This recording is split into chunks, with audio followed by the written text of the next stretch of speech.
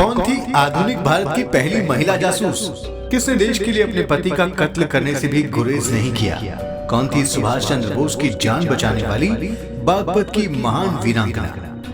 बुंदेले हर बोलो के मुंह हमने सुनी कहानी थी, खूब लड़ी मर्दानी वो तो झांसी वाली रानी थी। हम सब का बचपन इस कविता को पढ़ते और सुनते बीता है। अंग्रेजों के खिलाफ लड़ते हुए झांसी की रानी लक्ष्मीबाई ने अपना सर्वस्व बलिदान कर दिया था।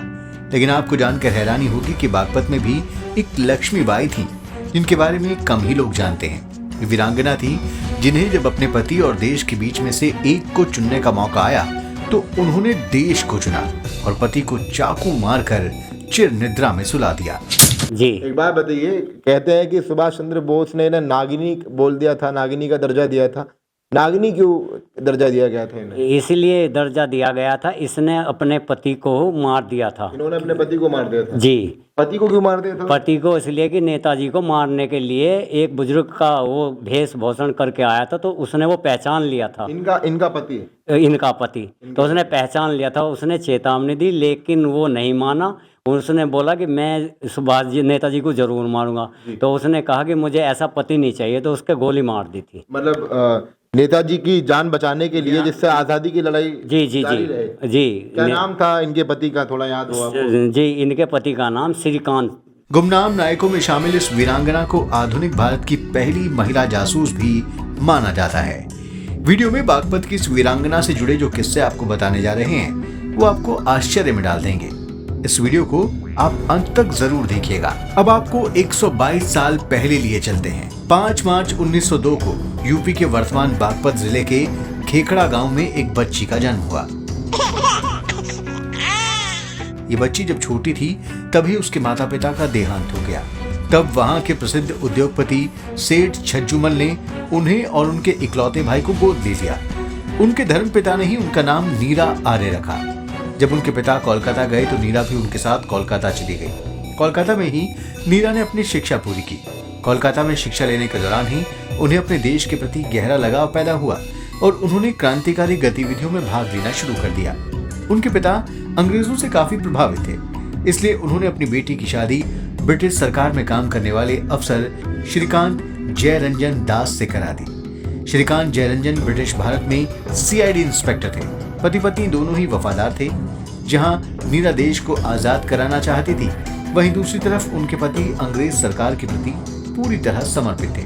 बाद में नीरा आर्या देश को आजाद कराने के लिए आजाद हिंद फौज की झांसी रानी रेजिमेंट में भर्ती हो गई। इस रेजिमेंट को अंग्रेज सरकार के लोग जासूसी करने वाली महिलाओं की रेजिमेंट मानते थे। एक बार नीरा आर्या के पति को आजाद हिंद फौज के संस्थापक नेताजी सुभाष चंद्र बोस की जासूसी कर उन्हें खत्म करने की जिम्मेदारी सौंपी गई। फिर एक दिन नीरा के साथ मौजूद उनके पति ने नेताजी पर गोलियों से हमला किया, लेकिन गोली नेताजी सुभाष चंद्र बोस को नहीं बल्कि उनके ड्राइवर को लगी। नेताजी को बचाने के लिए नीरा ने अपने पति के पेट में चाकू घोंपकर उनकी हत्या कर दी। अपने पति की मृत्यु के बाद नीरा आर्या के खिलाफ हत्या का मुकदमा चलाया गया, जिसमें उन्हें आजीवन कारावास की सजा हुई। जेल में उन्हें खूब टॉर्चर किया गया, इतना टॉर्चर कि उनका एक स्तन तक काट दिया गया, लेकिन उन्होंने आखिरी सांस तक देश के साथ गद्दारी नहीं की। भी इसके बारे में जिक्र कर चुके हैं, इनकी किताब में भी शायद इसके बारे में जिक्र होगा कि अंग्रेजों ने इनके ऊपर इतना उत्पीड़न किया था कि जो स्तन होते हैं महिलाओं के, उसे लोहे के जंबूर से खींचा था। जी, सच्चाई है इस बात? ये बिल्कुल सच्चाई है जी। लेकिन इसने फिर भी क्या नाम अपनी हिम्मत नहीं तोड़ी। हिम्मत नहीं तोड़ी जी। तो क्या कहते थे अंग्रेज इनसे? अंग्रेज तो सुभाष के बारे में जानकारी करते थे, बताओ कहाँ पर है। अच्छा। लेकिन कभी उन्होंने बताया नहीं कि सुभाष कहाँ पर है। नीरा आर्या ने जेल में रहते हुए अपने जीवन पर एक किताब भी लिखी, जिसका नाम मेरा जीवन संघर्ष है। आपको जानकर हैरानी होगी कि कोलकाता में महान क्रांतिकारी भगत सिंह और नीरा आर्या की अहम मुलाकात भी हुई थी। अच्छा, ये भगत सिंह से भी कभी मिली थी? हाँ जी, भगत सिंह से भी मिली और इनकी ये पुस्तक भी है, मेरा जीवन मेरा संघर्ष। ये इन्होंने ही खुद मतलब जी जी, इन्होंने खुद लिखी। इसमें खुद ओरिजिनल इसके वे हैं। देखिए सनी, आगे की तरफ दिखा दीजिए, यहाँ पर इनकी किताब है। आप क्या बता रहे थे? सामने की तरफ दिखा दीजिए। ऐसे मेरा जीवन संघर्ष, नीरा आर्य जी की ये किताब है, जो कि एक महान स्वतंत्रता सेनानी है और नागिनी का दर्जा इन्हें दिया गया। लिखा भी है इसमें नागिनी की आत्मकथा। और यहाँ पर आप बता रहे हो कि तस्वीरें भी ओरिजिनल हैं। जी जी, ओरिजिनल तस्वीरें यहाँ पर दिखा सकते हो आप। देखिए तस्वीरें हैं ओरिजिनल और ये पन्ने पलट रहे हैं। इस किताब में आपको वाकई में महत्वपूर्ण जानकारी मिलती है। ये देखो, ये देखिए झांसी रेजिमेंट में भी थी ये। जी जी जी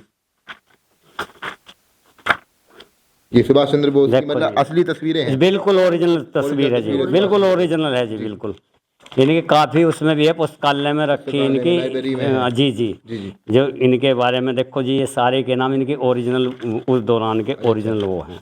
मतलब जितना भी कुछ हुआ था इनकी आंखों के सामने वो तस्वीरों के रूप में मौजूद है। बिल्कुल तस्वीरों के रूप में मौजूद है, बिल्कुल हर चीज़ बिल्कुल ओरिजिनल है। अच्छा ये जो है मतलब जो महिलाओं की सेना थी उस दौरान, जो सुभाष चंद्र बोस ने सेना बनाई थी, वो भी यहाँ पर मौजूद है। जी जी ये देखिए दिखा सकते हो आप, यहाँ पर महिलाएं हैं विशेषकर जो भारतीय महिलाएं हैं, आज़ाद हिंद फौज में जो अपना सहयोग दे रहे थे, अपना पार्टिसिपेट कर रहे थे, बढ़ चढ़कर वो महिलाओं की तस्वीरें यहाँ पर मौजूद हैं।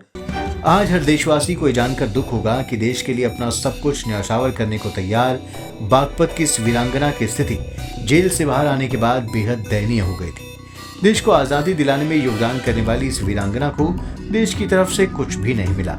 न तो इनकी कोई औलाद थी और न ही कोई सहारा। उन्हें हैदराबाद में फूल बेचकर अपना गुजारा करना पड़ा और साल 1998 में उनका निधन हो गया। बागपत के खेखड़ा में जन्म लेने वाली नीरा आर्या को श्रद्धांजलि देने के लिए गांव के ही एक निवासी और साहित्य की दुनिया की जानी मानी हस्ती तेजपाल सिंह धामा ने गांव में ही उनकी एक मूर्ति स्थापित की है। यहाँ एक छोटा सा म्यूजियम भी है जहां उनकी कुछ यादें और निशानियां अभी भी सबूत के रूप में मौजूद हैं। खेखड़ा में एक म्यूजियम और लाइब्रेरी बनाने का आइडिया तेजपाल धामा जी का ही था। तेजपाल जी जानते थे, तेजपाल जी हैदराबाद में गए थे तो उस दौरान इनकी जो झुग्गी झोपड़ी थी वहाँ पे वो टूट फूट हो रही थी, तो नीरज जी की, तो मतलब एक स्वतंत्रता सेनानी आजादी के बाद भी झोपड़ी में रह रही थी। झोपड़ी में रह रहे थे हैदराबाद में। मतलब ये भी कहते हैं कि ये खुद की मर्जी से ऐसे रहती थी, ना कोई मोह नहीं, कोई मोह माया नहीं था, ना इन्होंने कोई वो लिया, ये खुद ही वहाँ पे गए थे और वहाँ पे रह रहे थे। तो उस दौरान भेंट हुई थी, तो फिर उन्होंने मिल के कि उन्होंने बोला कि मैं खेकड़े खेकड़े बागपत नु गए, हाँ जी। तो जैसे कि नाम आया खेकड़े का, तो उसने अपनी पूरी वो बताई थी। अच्छा आपके भाई को बताई? भाई को बताई थी, तेजपाल जी को बताई थी।